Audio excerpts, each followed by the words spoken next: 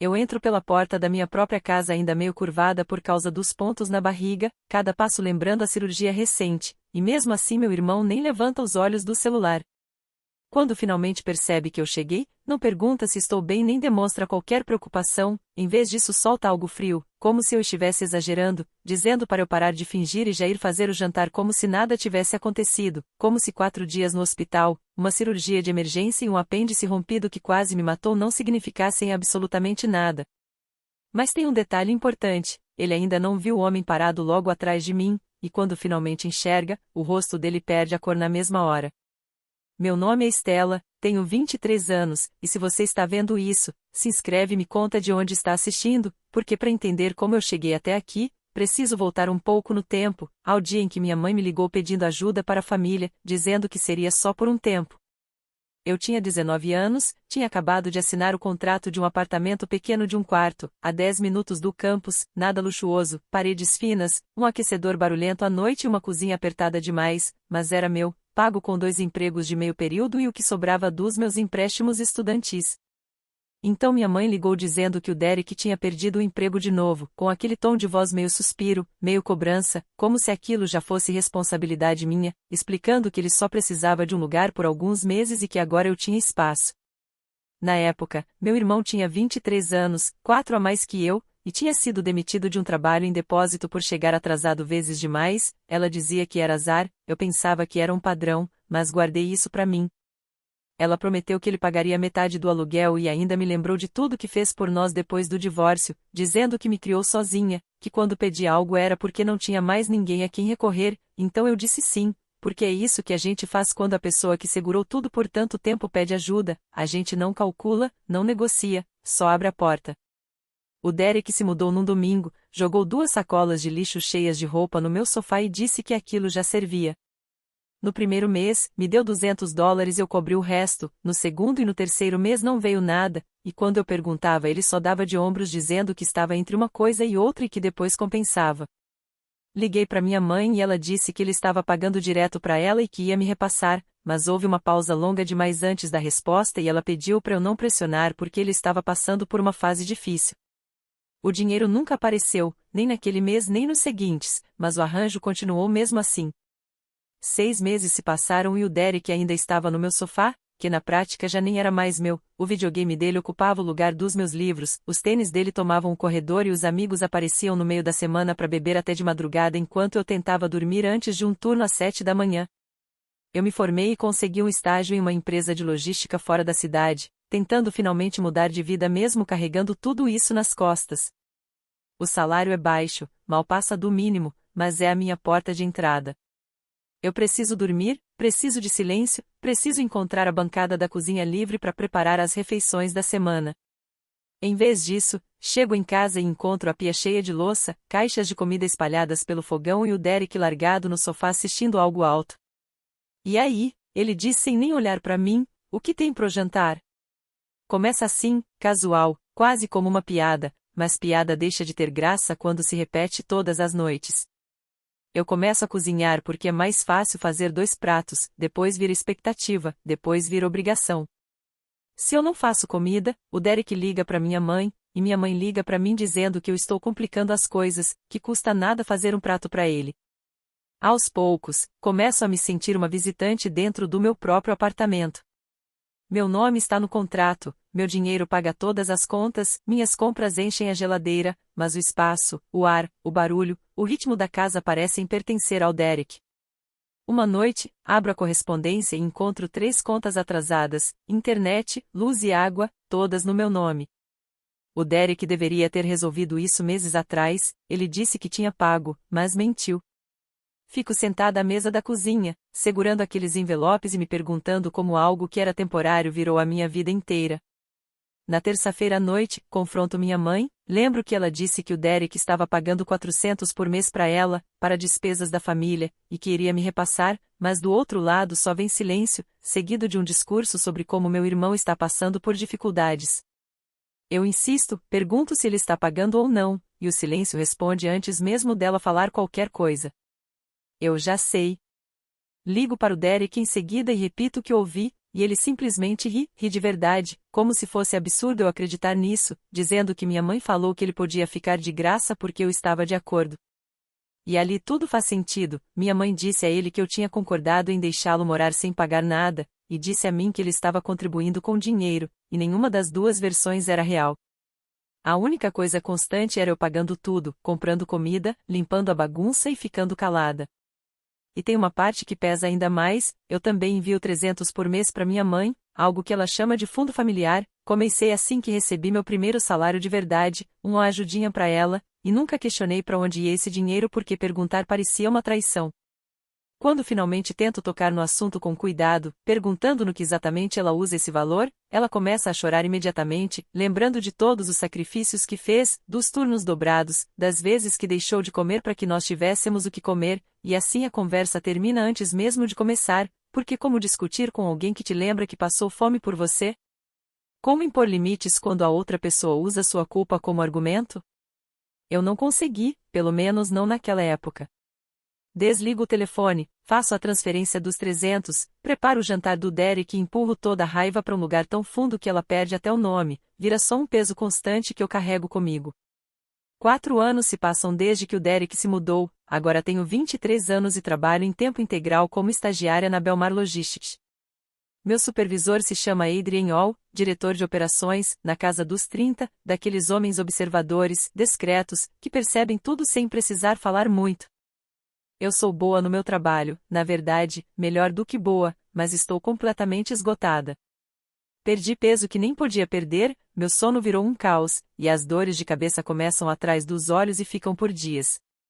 E há 2 semanas, uma dor incômoda se instalou na parte baixa do meu abdômen, indo e voltando, mas eu ignoro, porque se eu parar, quem vai cozinhar pro Derek, quem vai pagar a conta de luz, quem vai segurar tudo?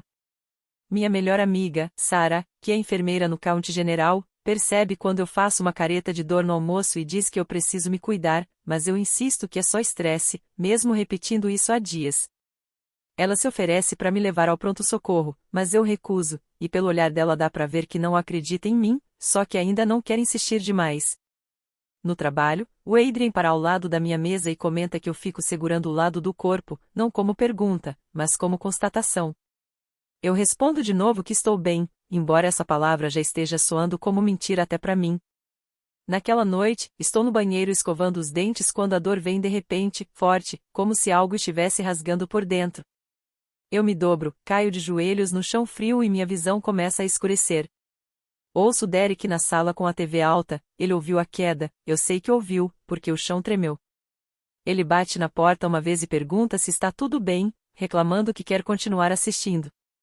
Eu fico ali, deitada no chão do banheiro, com o celular na mão, e consigo ligar para Sarah, que chama a emergência antes mesmo de eu terminar de explicar o que está acontecendo.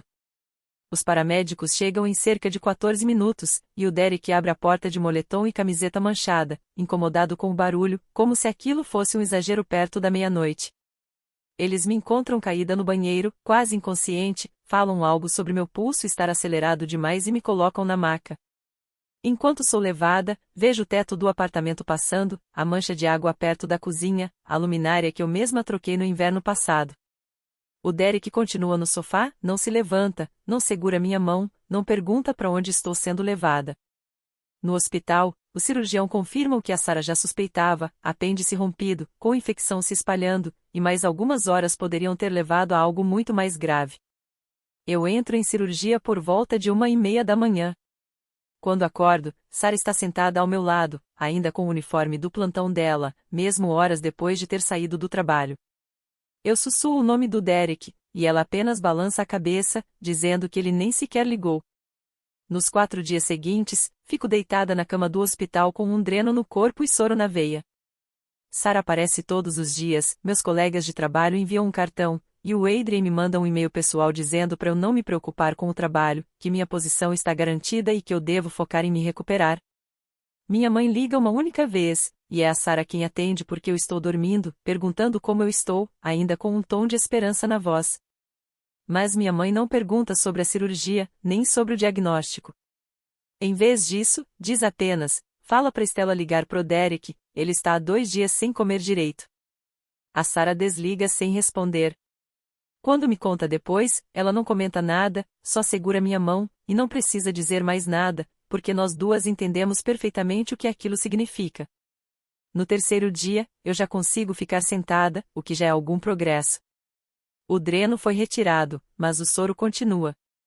Meu abdômen parece que foi desmontado e montado de qualquer jeito. A Sara traz meu notebook para eu olhar alguns e-mails, não porque o trabalho precise de mim, mas porque ficar olhando pro teto já está me sufocando. Tem uma mensagem do Adrian dizendo que a equipe está cuidando de tudo e que eu devo focar na recuperação, sem pressa, direto e profissional, gentil sem ser exagerado, bem do jeito dele. A Sara senta na beira da cama e fica estranhamente quieta a manhã toda, e eu reconheço aquele silêncio, ela está decidindo se fala ou não. Eu digo para ela falar logo, e ela respira fundo antes de dizer que o Derek não me mandou uma única mensagem, nenhuma, e que minha mãe nem apareceu. Ela lembra que eu quase morri no banheiro e que, mesmo assim, as únicas coisas presentes são ela e um cartão dos meus colegas de trabalho. Eu olho pela janela e foco em uma árvore com folhas novas, tentando ignorar o aperto no peito. Eu digo que sei, e ela responde, mais baixo, que eu poderia ter morrido, e que mesmo assim eles estão preocupados com o jantar. O silêncio que vem depois não é desconfortável, é pesado, como se alguma verdade finalmente estivesse se encaixando. Então eu peço um favor, e ela diz que faz qualquer coisa. Peço que vá até meu apartamento, abra a gaveta de cima da minha mesa e pegue uma pasta com aba azul onde está o contrato de aluguel. A Sara pisca, mas não pergunta o motivo, só pega as chaves e diz que volta em 1 hora. Quando ela sai, eu me deito de novo e olho pro teto, mas dessa vez não parece que estou me afogando, porque agora eu estou planejando. 30 dias, é o que a lei exige para notificar alguém que está ocupando o lugar sem autorização. Eu fecho os olhos e começo a contar. No 4º dia, o médico assina minha alta às 10 da manhã e deixa bem claro as regras, nada de levantar peso, nada de ficar muito tempo em pé, nada de esforço por pelo menos 2 semanas, e qualquer sinal estranho, dor forte ou febre, eu devo voltar imediatamente. Eu concordo enquanto recebo 3 receitas, antibiótico, analgésico e um anti-inflamatório. A Sara ia me buscar, mas pouco antes manda mensagem dizendo que houve um acidente com vários carros e que não vai conseguir chegar a tempo. Logo depois, manda outra mensagem dizendo que alguém pode me levar, que ele está livre naquela manhã, perguntando se está tudo bem. Eu hesito por um instante, porque é o chefe do meu chefe, mas também é só um trajeto de 15 minutos, e a outra opção seria um táxi que eu mal posso pagar, então eu respondo que tudo bem. Às 11 em ponto, ele chega em um sedã cinza escuro, vestindo uma camisa social com as mangas dobradas até o cotovelo, sem gravata. Ele desce, abre a porta do passageiro sem dizer nada e pega minha bolsa do hospital antes mesmo que eu consiga protestar. Como você está se sentindo? Ele pergunta enquanto saímos. Eu respondo que parece que fui aberta e remendada às pressas. Ele quase sorri e diz que, do ponto de vista médico, faz sentido. Durante o trajeto, falamos de coisas simples, um projeto do trabalho, um prazo de cliente que mudou. Ele não pergunta da minha família, e eu também não toco no assunto. O carro tem cheiro de café e algo limpo, organizado. Quando chegamos ao meu prédio, ele me ajuda a subir as escadas devagar, um degrau de cada vez. Os pontos puxam a cada movimento.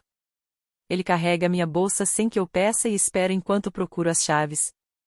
Eu abro a porta e o cheiro vem primeiro, comida velha, ar parado, 4 dias de abandono concentrados em poucos metros.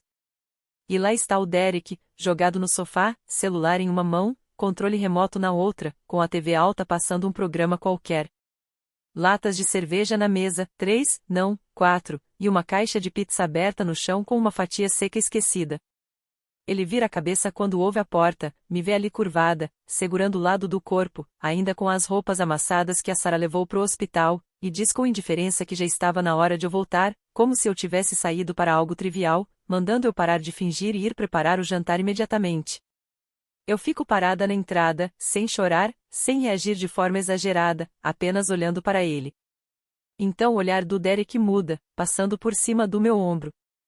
O rosto dele perde a expressão quando percebe o Adrian atrás de mim, parado na porta, postura firme, segurando minha bolsa do hospital com os papéis da alta visíveis. O apartamento fica em silêncio, exceto pela TV ao fundo.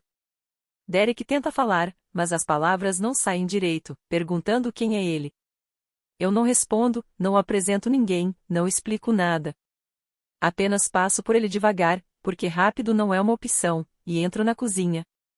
A pia está cheia de pratos com restos grudados, uma panela com algo queimado no fundo, um copo com leite seco formando uma crosta. 4 dias, e ele não conseguiu lavar um único prato. Eu volto a olhar para a sala, Derek ainda encarando o Adrien, e o Adrien observando tudo em silêncio. Eu repito, com a voz calma, mais baixa do que imaginei, que em 4 dias ele não foi capaz de lavar nenhum prato. O Derek engole em seco, a TV continua fazendo barulho, e ninguém se move. Eu sigo pelo apartamento porque preciso, cada passo mostrando uma bagunça que eu não planejei enfrentar assim. O lixo da cozinha está transbordando, cascas de banana, embalagens vazias, papel alumínio amassado, enquanto o reciclável nem foi tocado.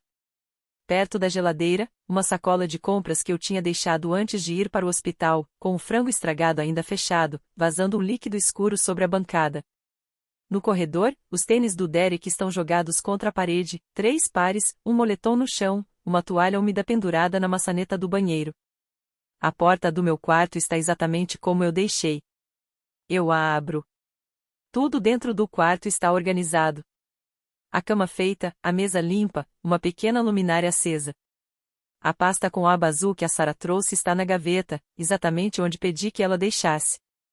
O contraste é quase chocante. Meu quarto parece de outro apartamento. O Adrien percebe tudo. Eu sei porque ouço os passos dele desacelerarem ao colocar minha bolsa na cama. Ele não comenta sobre a pia ou o cheiro do apartamento, mas vejo seu maxilar apertar ligeiramente, quase imperceptível, e eu noto. De volta à sala, o espaço do Derek conta sua própria história. Ele transformou o sofá em um quarto improvisado, cobertores, travesseiros, um controle de videogame emaranhado nos lençóis, uma TV enorme na parede, uma TV que eu não comprei, conectada a um console que também não comprei, consumindo a eletricidade que eu pago.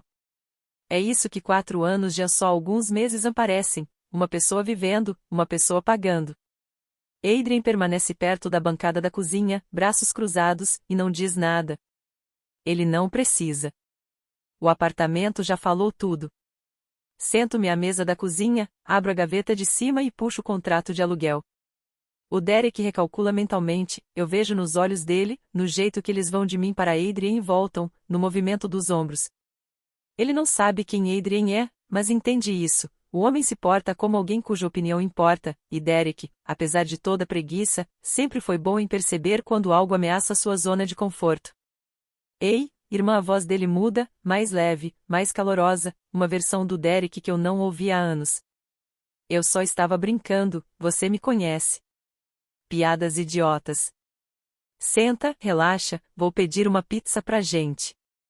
Ele realmente se levanta, tira as migalhas da camisa e estende a mão para o Adrien. Valeu por trazê-la para casa, cara. Agradeço mesmo. A família estava morrendo de preocupação com ela. Adrien olha para a mão, depois para o Derek, e não a aperta. Apenas faz um breve aceno de cabeça, do tipo que reconhece alguém sem concordar com nada do que foi dito. A mão do Derek cai, o sorriso desaparece. Eu não assisto mais à cena. Sento à mesa da cozinha, a mesma onde preparei milhares de refeições para 2 pessoas, e abro a pasta da gaveta. O contrato de aluguel, 2 páginas, datado de 4 anos atrás, renovado anualmente. Um único nome na linha do inquilino. O Derek olha os papéis, e algo em sua expressão muda de encenação para confusão. O que você está fazendo? Pergunta. A voz calorosa já está se esvaindo. Eu coloco o contrato sobre a mesa, aliso as marcas e não olho para cima. Senta, Derek. Ele ri, nervoso, sem graça. Vamos, céu, que história é essa? Senta. Ele se senta devagar, como alguém que percebe que o espaço ao redor encolheu. Adrien permanece onde está, observando em silêncio. Eu coloco o dedo sobre a linha que importa, nome do inquilino, um nome, o meu. Este é o contrato de aluguel deste apartamento, digo. Assinado por mim, renovado por mim todos os anos durante 4 anos. Meu nome, minha assinatura, meu CPF. O Derek se mexe na cadeira. E você não está nele. Nunca esteve. A mãe disse. A mamãe não é dona deste apartamento. Ela não aluga este apartamento. Ela não paga por este apartamento. Eu pago, continuo. Ele abre a boca, mas eu sigo. Você não paga aluguel, Derek. Nunca pagou um mês sequer em 4 anos. Não paga contas, não paga internet, não compra mantimentos. Eu tenho todos os extratos bancários que provam isso. Os olhos dele vão para o Adrien, depois voltam para mim. O pé bate nervoso no chão. E daí? Diz, a voz subindo. Você vai me expulsar depois de tudo isso? Eu dobro as mãos sobre o contrato, ignorando a dor dos pontos. Estou te dando 30 dias de aviso. É o que a lei exige para ocupantes mês a mês neste estado. Estou te dando o período completo. Você não pode estar falando sério. 30 dias. Derek rebate. Isso não é negociação, é só cortesia. O rosto dele se contrai. Ele se afasta da mesa, a cadeira arrastando pelo chão. Por um instante, só fica ali, mãos cerradas, peito subindo e descendo rápido. Então pega o celular. Beleza, vou ligar pra mãe, diz. Disca o número e coloca no viva voz. Não sei se é pra me intimidar ou se ele precisa de apoio. O tom de descagem enche a cozinha, fino, cortante, entre os pratos sujos e o ar pesado. Pamela Anderson atende no segundo toque. Derek, o que aconteceu? Ele me olha. Fala, Stella. Conta pra mamãe o que você está fazendo. Eu me inclino. Oi, mãe. A voz dela endurece assim que me ouve. Stella, o que está acontecendo? Diz. Derek disse que você está ameaçando expulsá-lo. Não estou ameaçando. Estou notificando. Ele não pode fazer isso. Ele é seu irmão, um adulto que mora no meu apartamento há 4 anos sem pagar nada, passando por um momento difícil. Mãe, eu quase morri há 4 dias. Uma pausa. Ninguém veio ao hospital. Você não veio me visitar. O Derek não ligou. Nenhuma vez. E a primeira coisa que ele disse quando eu entrei em casa, ainda com dor, ainda fraca, foi: para de fingir e coloca o jantar na mesa. O viva voz chiando com o silêncio. Derek não me olha, ele fixa os olhos no telefone como se isso pudesse salvá-lo. Você está exagerando, diz a mãe finalmente. Derek me disse que era só uma intoxicação. Você ficou só alguns dias fora. Olho para o Adrien. Ele está perto da bancada da cozinha, braços ao lado do corpo. Não acena, não sinaliza, só mantém o olhar firme. Presente. Eu volto a olhar para o telefone. Ele te disse que era uma intoxicação. Mas era um apêndice rompido. Cirurgia de emergência. O cirurgião disse que mais algumas horas eu teria ido à sepse. Desta vez, o silêncio dura mais. Ouço algo se mover do lado da mãe. Talvez uma cadeira, talvez o peso dela se ajeitando. Derek, ela fala devagar, você me disse que ela só tinha dor de estômago. O maxilar do Derek se contrai. Ele não diz nada. E ali está, uma rachadura na parede que eles construíram juntos, uma fresta minúscula onde a luz entra. A mamãe vinha operando na versão da realidade do Derek, e a versão dele acabou de desmoronar. Mãe, digo, precisamos falar sobre tudo isso. Estou na minha própria cozinha, os pontos ainda puxando, o telefone no viva voz, e minha mãe me diz que estou exagerando por quase ter morrido. Se você já teve alguém minimizando sua dor para proteger quem causou, sabe exatamente como isso dói. Aperta o botão de se inscrever e deixa um comentário. Você já foi a pessoa segurando tudo enquanto os outros só assistiam? Preciso saber que não sou a única, porque o que vou dizer agora para minha mãe, guardei por 4 anos. Mantenho a voz firme, não porque estou calma, mas porque desmoronar agora é um luxo que não posso me permitir. Deixe-me contar o que realmente aconteceu, mãe. Já que todos estamos aqui. O Derek se remexe. Adrien não se mexe. Em 4 anos, paguei cada mês de aluguel deste apartamento. $1.100 por mês. Total, $52.800. A contribuição do Derek? 0. O viva voz silencia. Você me disse que o Dererick enviava $400 por mês para despesas da família. Ele me disse que nunca te deu um centavo. Alguém mentiu. Talvez os dois. O pé do Dererick para de se mover. Eu envio $300 por mês para você. Continuo. Tenho enviado desde meu primeiro salário. $14.400. Que despesas da família, mãe? Pergunto. Para que exatamente esse dinheiro foi usado? Ouço a respiração dela, instável. Ainda sem lágrimas. Ela também está recalculando. Contas, internet, mantimentos, produtos de limpeza, tudo por minha conta. Mais ou menos outros $19.000 em 4 anos. Soma tudo e dá mais de $86.000 pagos por uma estudante estagiária para um adulto que não consegue lavar nem os próprios pratos.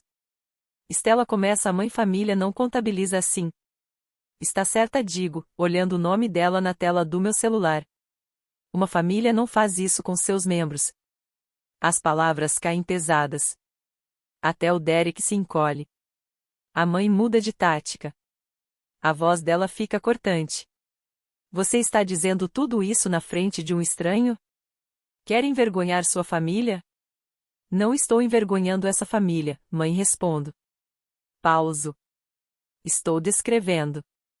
Pelo viva voz, ouço o ar dela falhar. Pela primeira vez em 4 anos, Pamela Anderson não tem uma resposta pronta. O silêncio se estende, como um suspiro contido. Dererick encara a mesa. Adrien permanece parado. A cozinha cheira a podridão e a acerto de contas. A voz da mãe quebra pelo viva voz, dura, territorial. Quem está aí? Quem está ouvindo os assuntos da minha família? O Derek murmura. Um cara. Ele a levou para casa. Que cara? Stella, quem estava nessa sala com você? Não respondo. Adrien dá um passo à frente, apenas um passo, suficiente para fechar a distância entre a bancada e a mesa, e fala de forma clara, para que o telefone o capte. Senhora, meu nome é Adrien Hall. Eu levei a Stella do hospital para casa hoje porque ninguém da família dela apareceu para buscá-la. Estou aqui há uns 15 minutos, e o que vi e ouvi é profundamente preocupante. Silêncio absoluto. Até a TV parece mais baixa. Isto é um assunto privado da família, senhor. A voz da mãe cai. Entendo, senhora. Ele não discute, não se explica, apenas deixa a frase no ar. O Derek se levanta, peito estufado. Olha, cara. Isto é assunto de família. Você não tem nada a ver aqui. Adrien não responde. Nem olha para ele. Vira-se para mim. A voz está firme, sem drama algum. Stella, quer que eu fique? Uma pergunta, sem pressão, sem agenda. Sim, digo. Por favor. Derek levanta as mãos. Ótimo. Perfeito. Vamos chamar o bairro inteiro. Ignoro-o. Pelo telefone, ouço a respiração da mãe, pesada, rápida, o som de alguém perdendo o controle de uma conversa que esperava dominar.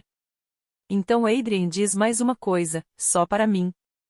Baixo, mas claro o suficiente para o telefone captar.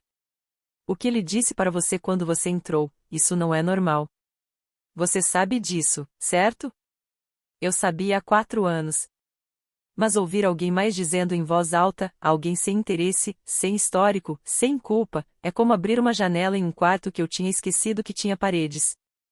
A mãe diz muito baixinho. Estou indo aí. Algo se quebra. Derek, vejo exatamente o momento em que a atuação fica sem combustível e sobra apenas a realidade por baixo. Sabe de uma coisa? Ele agora anda de um lado para o outro, apontando para mim. Quer jogar esse jogo? Beleza. Mas se você me expulsar, vou destruir este lugar. Eu juro, Stella, vou quebrar todos os pratos daquele armário. As palavras ficam suspensas no ar. Não é blefe, é ameaça dita claramente na frente de uma testemunha. Isso seria a destruição da minha propriedade. Eu digo, com uma testemunha ali presente. Os olhos do Dererick se voltam para Adrien. Adrien segura o celular na mão, não apontado para o Derek, não gravando. Está discando com calma, do jeito que alguém liga para checar uma reserva. O quê? O que você está fazendo? Derek pergunta. Ligando para a polícia, linha não emergencial, responde Adrien. Só como precaução. Ninguém está em perigo. O ar de bravata do Derek desmorona como papelão molhado. Você vai chamar a polícia de mim? Ela está chamando a polícia do próprio irmão? Ela não chamou ninguém, diz Adrien, ainda segurando o telefone. Você acabou de ameaçar destruir o apartamento dela na minha frente. A boca do Derek se move, mas nada sai. E eu não esperava isso. Seus olhos se enchem, não de remorso, mas de medo. Medo cru, simples. Para onde eu vou? A voz dele falha. Não é uma atuação desta vez. Eu não tenho lugar nenhum. Por um momento, algo no meu peito aperta. Ainda é meu irmão, o garoto que construiu fortes de cobertores comigo, o adolescente que me acompanhava até o ponto de ônibus na 7ª série. Mas o homem parado na minha frente não é mais aquele garoto há muito tempo. Isso não é mais um problema meu para resolver, Derek. Ele me encara, olha para o chão, senta de volta e não diz nada. O apartamento fica extremamente silencioso. A fechadura faz clique 20 minutos depois. Sarah entra, ainda de uniforme do hospital, blusa lavanda, tênis branco gasto na ponta, cabelo preso, olheiras profundas. Vindo direto de um plantão de 12 horas e de um engavetamento com 3 carros, e ainda assim veio. Ela observa a cena em segundos, Derek no sofá, rosto marcado, Adrien perto do balcão, celular no bolso, eu na mesa da cozinha, papéis do contrato espalhados, uma mão sobre meu lado. O que eu perdi? Pergunta. Dou a versão resumida, exigência do Derek, a ligação, a mentira da mãe, a ameaça. Sarah acena lentamente, como se esperasse por esse resumo há 4 anos. Ela coloca uma pasta sobre a mesa, ao lado da minha. Trouxe seus papéis de alta diz. E imprimiu um resumo das leis de locação do nosso estado, só por precaução. Quase dou risada. Sarah, que planejou tudo. Sarah, que nunca me pressionou a agir, mas sempre garantiu que eu tivesse o que precisava quando finalmente fosse agir. Derek olha para ela do sofá. Você também está envolvida nisso? Sarah não recua. Não estou contra você, Derek. Estou do lado da Stella. Ele não tem resposta para isso. Nem eu, por outro motivo. Adrien cruza meu olhar, inclina levemente a cabeça na direção da porta, uma pergunta silenciosa, ainda precisa de mim? Pode ir se precisar, digo. Obrigado por tudo. Ele acena. Ligue se algo piorar. Ele fala sério. Não como gesto, mas como fato. Depois, sai e fecha a porta silenciosamente. 3 agora são 2, eu e Sarah de um lado da mesa, Derek sozinho do outro, e minha mãe a 40 minutos de distância, dirigindo em uma velocidade que só posso imaginar. Ela chega em 43 minutos. Sei disso porque acompanhei o relógio do micro-ondas o tempo todo. A batida na porta é firme. 3 toques, sem pausa. Sarah abre. Minha mãe entra de casaco por cima do pijama, de chinelos. Ela dirigiu de chinelos. Os olhos dela percorrem o cômodo, Sarah de uniforme, eu à mesa, os papéis do contrato, os extratos bancários que tirei da gaveta desde a ligação dela. Então pousa no apartamento em si, a louça, o lixo, o ar estagnado. Minha filha diz, e a voz já está em modo atuação, está sendo manipulada por estranhos contra a própria família. Sarah cruza os braços, mas não diz nada. Ninguém me manipulou, mãe, digo da mesa. Eu decidi. Ela ignora. Aponta para a sala, o lixo transbordando, as latas de cerveja, o forte de cobertores do Derek no sofá. Ele é só um pouco bagunceiro. É assim que irmãos são. Você está exagerando. Senhora Anderson, diz Sarah, firme e tranquila. A louça naquela pia está lá há 4 dias. Stella estava no hospital fazendo cirurgia de emergência. A mãe pisca, recalibra, tenta uma nova abordagem. Você quer destruir esta família por causa de alguns pratos sujos? Não se trata de pratos, mãe. Eu puxo uma cadeira e me sento. Ela não senta. Fica no centro da cozinha como se estivesse presidindo um tribunal, ainda com o casaco e a bolsa apertada contra o peito. Seus olhos pousam nos extratos bancários espalhados sobre a mesa. O que é tudo isso? Ela pergunta. A verdade, respondo, em números. Vejo sua garganta se mover, engolindo algo, talvez orgulho ou medo. Ela olha para Derek, que está silencioso no sofá desde que ela chegou, joelhos dobrados, rosto voltado para a janela escura, sem encontrá-la com os olhos. Lentamente, como se custasse algo a ela, mãe se senta. Eu espalho os extratos na mesa, 6 páginas com linhas destacadas. Não fiz isso para aparecer.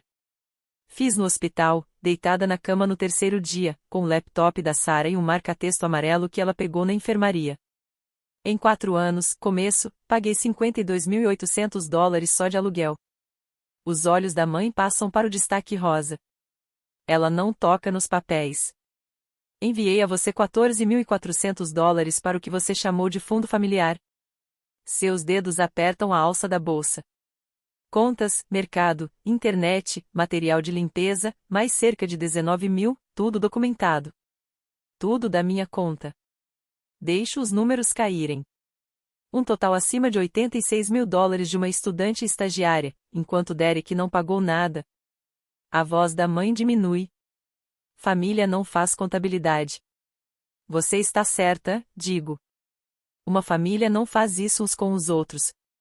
As mesmas palavras que eu disse ao telefone, mas cara a cara tem peso maior. Observo como atingem, o queixo dela cai, os dedos param. Tive que fazer turnos duplos. Ela começa, sei que você se sacrificou. Nunca neguei isso. Mas, em algum ponto, você transformou esse sacrifício em um cheque em branco, e eu tenho pago por isso há 4 anos. Ela estende a mão para os extratos. Sarah, sentada ao meu lado, coloca a mão suavemente sobre a pilha. Esses são documentos da Estela, Sra. Anderson. A mãe retira a mão como se o papel tivesse queimado, olha para Sarah e depois para mim. $86.000, digo. E você me chamou de egoísta por querer que um prato fosse lavado. A cozinha fica em silêncio. O refrigerador zune. Lá fora, um carro passa, os faróis varrendo o teto por um instante. Derek não se mexeu do sofá. A mãe se senta à minha frente, ainda com o casaco, e pela primeira vez não tem nada a dizer. Ela tenta de tudo. Vejo as estratégias girarem como uma máquina caça-níquel, cada uma surgindo, errando, substituída pela próxima. Primeiro, culpa, sacrifiquei toda a minha vida por vocês dois. Tudo que eu tinha foi para esta família. Você se sacrificou, digo, e depois usou isso como arma. A boca dela se abre, fecha, gira novamente. Segundo desvio, bem, se estava tão ruim, por que não disse nada antes? Eu disse. Toda vez que eu comentava, você chorava. E eu parei, porque foi isso que você me ensinou. Suas lágrimas encerram a conversa. Os olhos dela ficam vidrados. Ela pisca com força, tentando se controlar. Talvez pela primeira vez, percebe que lágrimas não vão funcionar nesta sala hoje à noite. Terceiro truque, lealdade familiar. Irmãos se ajudam. Isso é o que a família faz. Cite uma coisa que Derek fez por mim. Uma coisa só. Ela olha para Derek. Ele encara o chão. Ela me encara de novo. Nada. A máquina caça-níquel acabou as combinações. Então ela joga sua última carta. Vira-se para onde Adrien estava, mas Adrien se foi. Então se volta para Sarah. Você vê como ela trata a própria mãe? Vê isso? Sarah não hesita. Eu vejo uma mulher que quase morreu sentada no próprio apartamento pedindo para ser tratada com respeito básico. É isso que eu vejo, Sra. Anderson. Os lábios da mãe se apertam em uma linha fina. Ela cruza os braços, descruza, coloca as mãos no colo. Engole em seco. Não pensei que estivesse tão ruim. Não é um pedido de desculpas. Mal é uma admissão, mas é a coisa mais honesta que disse a noite inteira. A cozinha agora parece diferente. Não acolhedora, mas menos sufocante, como se alguém tivesse aberto uma janela. Eu não pressiono por mais. Não preciso que ela desmorone, só que ela ouça. Mãe, é o seguinte.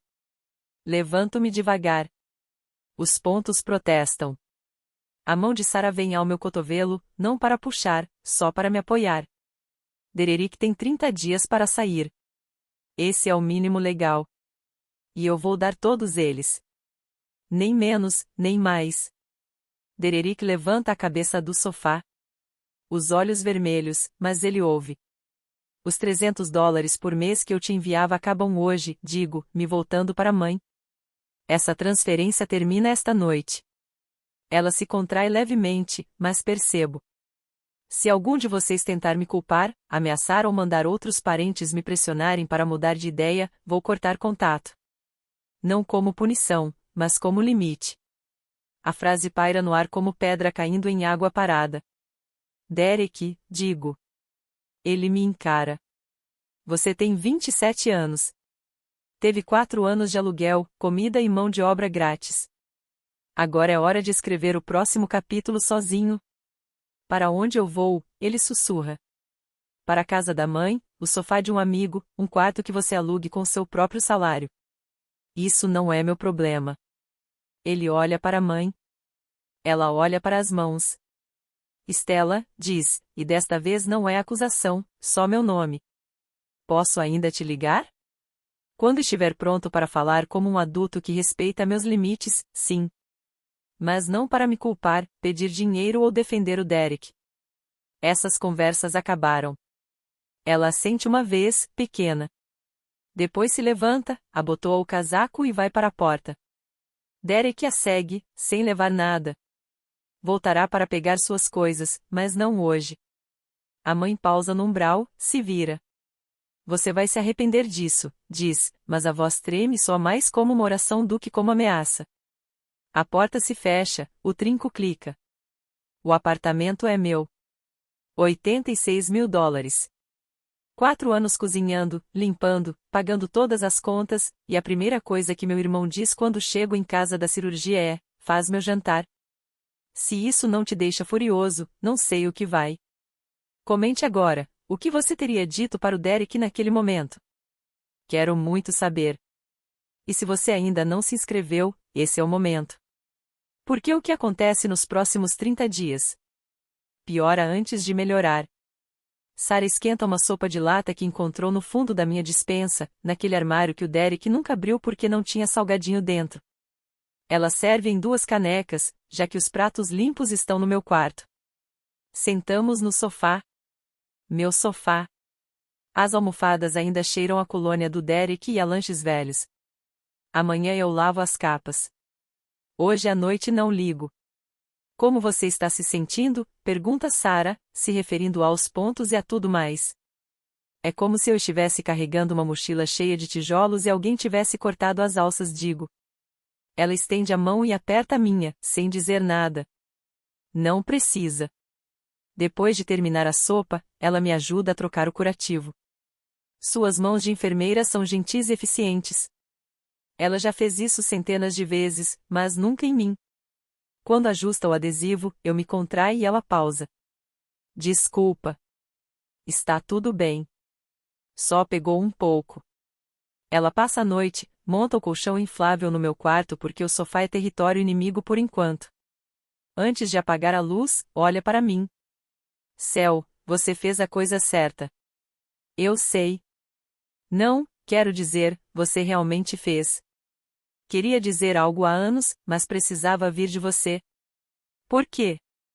Porque se eu tivesse pressionado, você teria sentido como mais uma pessoa tentando controlar sua vida. Penso nisso enquanto o quarto escurece. Ela tem razão. Se Sarah tivesse forçado isso há 2 anos, eu teria guardado ressentimento. Tinha que ser meu. Deito na cama e escuto. Sem TV berrando pela parede. Sem passos pesados na cozinha à meia-noite. Sem latas de cerveja tilintando. Só o radiador, o zumbido distante do trânsito e minha própria respiração. Não ouvia meu apartamento tão silencioso há 4 anos. Parece liberdade. Mas também sou um pouco como luto. Dia 3. Depois da confrontação, as mensagens começam a chegar como um relógio. Tia Helen, 8h14 da manhã. Estela, querida, sua mãe está arrasada. Derek é seu sangue. Pense bem no que está fazendo. Tio Robert, 10h30. Família se mantém unida, garota. Não deixe o orgulho destruir algo que você não pode recuperar. Vovó Joyce, 14h. Ligue para sua mãe. Ela está chorando há 2 dias. Leio cada uma. Não respondo imediatamente. Sento à minha mesa da cozinha, agora limpa porque passei o dia anterior esfregando-a sozinha. Penso no que minha mãe contou a eles versus o que realmente aconteceu. Quando a tia Helen liga à noite, atendo. Estela, querida, você não pode colocar seu irmão na rua. Sua mãe está preocupada. Tia Helen, quantos anos são suficientes? 4 não foram. Ele só precisa de mais um pouco de tempo. A mamãe te contou que eu estava no hospital na semana passada? Pausa. Ela disse, você tinha dor de estômago e estava dramatizando. Fechei os olhos. Claro que ela disse isso. Eu fiz uma cirurgia de emergência por apendicite rompida. Tia Helen, fiquei no hospital 4 dias. Ninguém veio. Ninguém ligou. E a primeira coisa que o Derek disse quando cheguei em casa foi para fazer o jantar dele. Longo silêncio. Ouço algo sendo colocado, talvez uma xícara. Ela não nos contou nada disso. Contou a versão que me transformava na vilã. Pergunte a ela a história completa antes de me ligar de novo. Tia Helen não discute. Ela diz que vai fazer isso. E, para seu crédito, liga 2 horas depois com outra voz, completamente diferente. Estela, me desculpe. Eu não sabia. Ela disse para todos nós que era apenas uma dor de estômago. Que você estava exagerando. Eu sei. Sempre foi assim. Ela não liga de novo para me pressionar. Nem o tio Robert. Até a vovó Joyce fica em silêncio. A narrativa está desmoronando, um parente de cada vez. Dia 10. Derek manda mensagem antes. Uma novidade. Vai buscar minhas coisas por volta do meio-dia. Respondo, Sarah vai estar aqui. Ele não discute. Chega às 12h15 em uma caminhonete emprestada. Parece diferente. Não melhor exatamente, mas menor. Como se algo estivesse murcho atrás das costelas. Está de jeans e camisa limpa, mais esforço do que eu vi fazer em meses. Sarah senta à mesa da cozinha com um livro, presente, mas sem confrontar. Eu fico no corredor, braços cruzados, observando. Derek arruma silenciosamente por 20 minutos, roupas e sacos de lixo. Igual ao dia em que se mudou. Consoles de videogame em caixas, a TV fora da parede, deixando 2 buracos escuros no drywall onde o suporte estava. Quando termina, fica no meio da sala, sacos de lixo aos pés, olhando para mim. Céu, a voz rouca, sei que errei. Me dá mais 3 meses. Vou arrumar um emprego. Vou te pagar de volta. Você teve 4 anos, Derek. Eu sei. Eu sei disso. Mas o quê? Ele olha para o chão, para os buracos na parede, para Sarah, que não ergueu os olhos do livro. Eu só pensei que as coisas sempre seriam iguais, ele diz baixinho. Não pensei que você realmente, não pensou que eu realmente me defenderia. Ele não nega. Eu te amo, Derek. Digo sério. Mas não posso mais me queimar para te aquecer. Ele pisca forte, pega as suas malas. Na porta, pausa, mão na moldura, e por um segundo penso que ele vai dizer algo. Um pedido de desculpas talvez, ou algo cruel, mas ele apenas acena com a cabeça. Então a porta se fecha. Sarah vira a página. Tá tudo bem? Chegando lá. Dia 25. Meu telefone toca às 19 horas. É minha mãe. Deixo tocar 3 vezes. Depois atendo. Estela. A voz dela está diferente. Sem borda, sem atuação, apenas cansada. Oi, mãe. Derek voltou a morar comigo. Está aqui desde aquela noite. Eu sei. É. É muita coisa ter ele aqui em tempo integral. Não digo eu te disse. Não preciso. Ela está vivendo isso agora. Não percebia, ela diz devagar, como se cada palavra custasse algo, quanto você fazia, o cozimento, a limpeza, as contas, tudo isso. Eu não sabia. Ela para, respira fundo. Achei que você estava bem, Stella. Achei que você conseguiria lidar. Você sempre foi a forte. Eu sou forte, mãe. Por isso sobrevivi. Mas não deveria ter sido uma situação de sobrevivência. Silêncio. Ouço a cozinha dela ao fundo, talvez uma torneira aberta. A voz do Dererick abafada em algum lugar da casa. O dinheiro que eu te mandei, digo. Os 300 por mês, para o que era realmente? Mais silêncio, depois muito baixinho. Para pagar meu aluguel. Eu ficava sempre no vermelho todo mês. Usei o que você mandou para cobrir a diferença. É isso. Nada de fundo familiar, nada de despesas compartilhadas, só minha mãe, orgulhosa demais para admitir que estava passando aperto, transformando a filha em um subsídio silencioso. Desculpa, ela diz. As palavras caem de forma desigual, como se nunca tivesse me dito isso antes.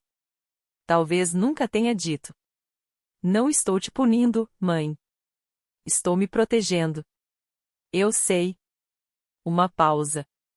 Posso te ligar às vezes, quando você estiver pronta para falar comigo como alguém que respeita meus limites, sem culpa, sem pedir dinheiro, sem falar pelo Derek? Ok. Ok. Desligamos. Fico com o telefone na mão por muito tempo, olhando para o nada. Não é perdão. Ainda não.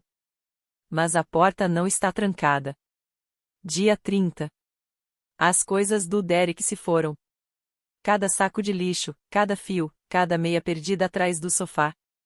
A parede tem 2 buracos onde a TV dele estava, e um retângulo desbotado no carpete marca o lugar onde os sapatos se acumulavam. Evidências de ocupação, nada mais. Sarah chega com um kit de massa corrida e um pack de água com gás. Consertamos os buracos. Passamos pano no chão. Limpamos a cozinha.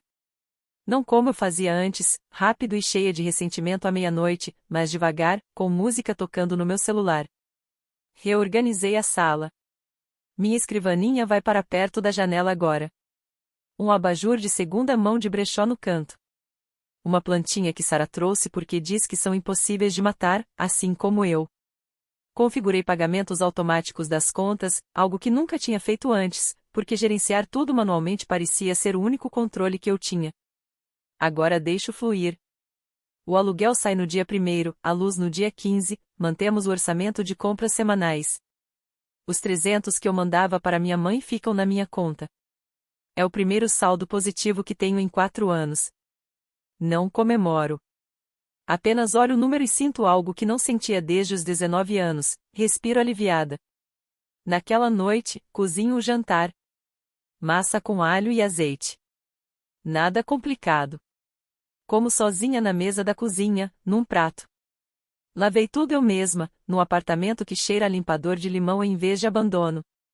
Está silencioso, não o silêncio da solidão, mas o silêncio da posse. Meu celular vibra. Uma mensagem da Sarah: como foi a primeira noite como mulher livre? Olho ao redor do meu apartamento. Meu apartamento. Meu apartamento limpo, silencioso, meu. Parece lar. Eu digito de volta. A primeira vez em 4 anos. Volto ao trabalho numa segunda-feira. 2 semanas de licença médica, cada dia contabilizado, cada e-mail respondido a tempo, do meu leito de hospital, e depois do meu apartamento finalmente silencioso. Ninguém no escritório sabe o que aconteceu. Adrienne não disse uma palavra. Quando passo por ele no corredor, ele me dá o mesmo aceno profissional que dá a todos. Sem tratamento especial, sem olhares carregados. Eu valorizo isso mais do que ele imagina. Na minha primeira semana de volta, fecho 2 reconciliações de clientes atrasadas e rascunho uma proposta para otimizar o processo de entrada de novos casos. Durmo 7 horas por noite agora. Tomo café da manhã. Minhas mãos não tremem quando o telefone toca.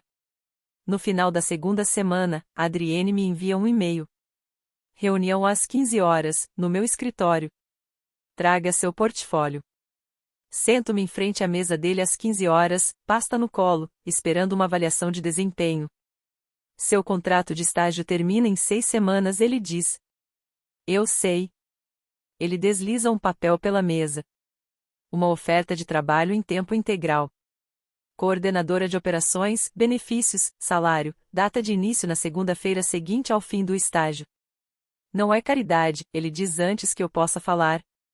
Seu desempenho tem sido consistentemente acima do seu grupo desde o segundo mês. Eu já tinha sinalizado você para esta posição antes da sua licença. Leio a oferta. O salário é modesto, mas suficiente para viver, com espaço para economizar, plano de saúde, dias de folga pagos, coisas que nunca tive. Obrigada, digo. E quero dizer não só o emprego, mas também o caminho de volta para casa, o silêncio que ele manteve, a única frase na minha cozinha que abriu 4 anos de negação de uma vez. Ele acena. Obrigada pelo bom trabalho. Naquela noite, ligo para minha mãe. Uma ligação curta. Fui oferecida uma posição em tempo integral. Parabéns, Estela. Sem culpa, sem curva, apenas 2 palavras pequenas. Mas depois de tudo, pequeno parece enorme. 2 meses depois daquela noite, tudo mudou. Recebo uma mensagem do Derek. Curta, sem preâmbulo, sem performance. Arrumei um trabalho, depósito, meio período, mas disseram que tempo integral é possível se eu aparecer. Leio 2 vezes. Aparecer. Esse agora é o limite.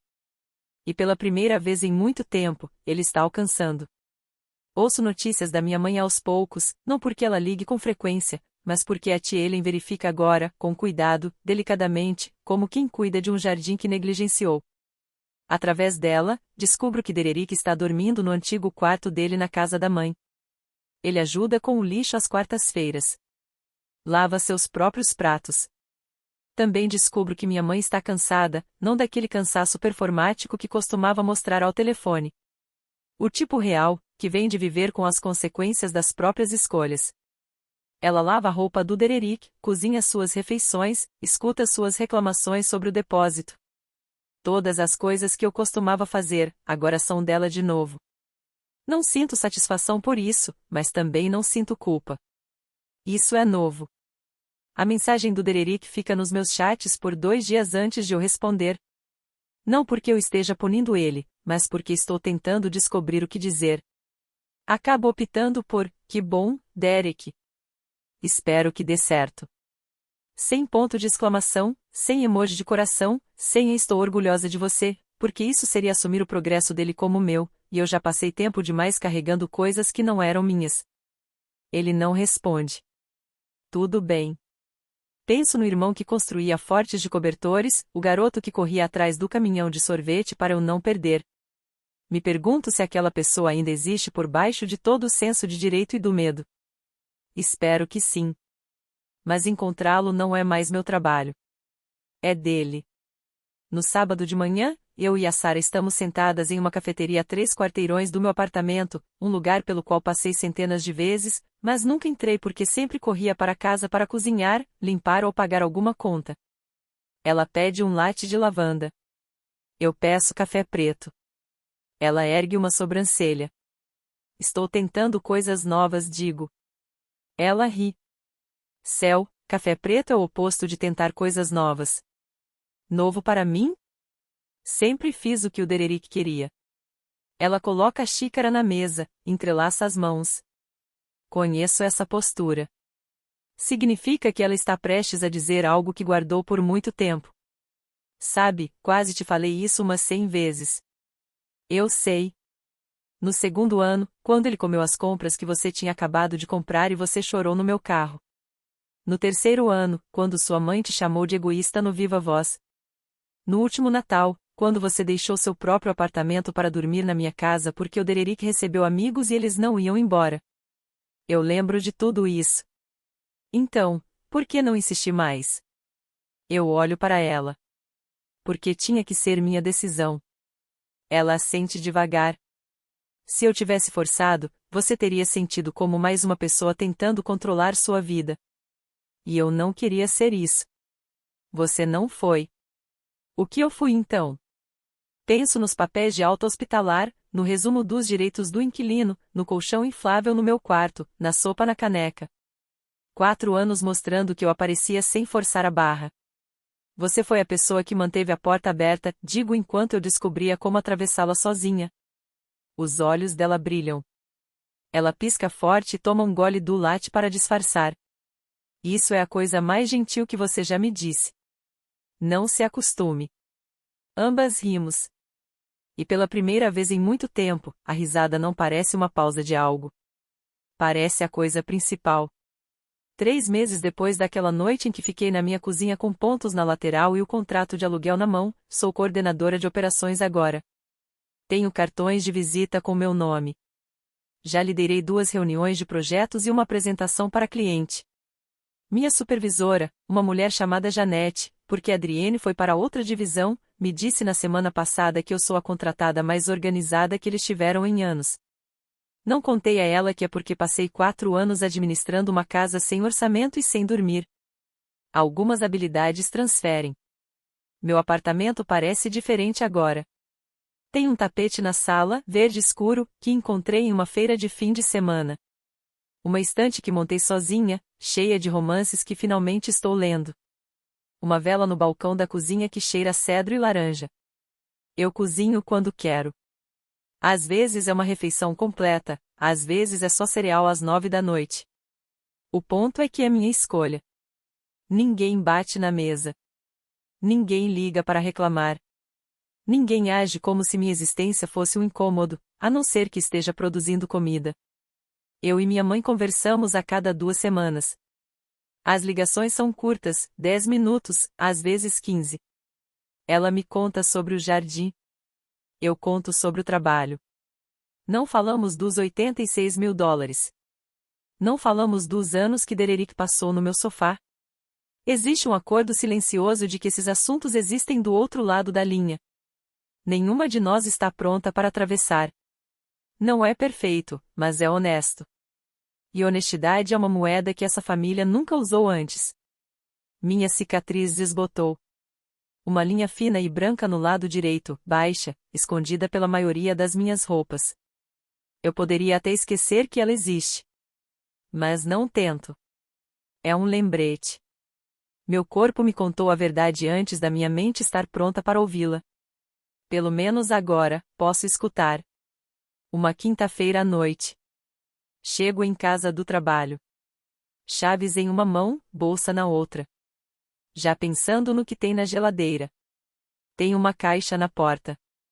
Sem etiqueta, sem remetente, apenas uma caixa de papelão comum, fechada com fita, sentada no tapete de boas-vindas que comprei no mês passado, o primeiro que este apartamento já teve. Levo para dentro, coloco na mesa da cozinha, corto a fita com uma faca de manteiga.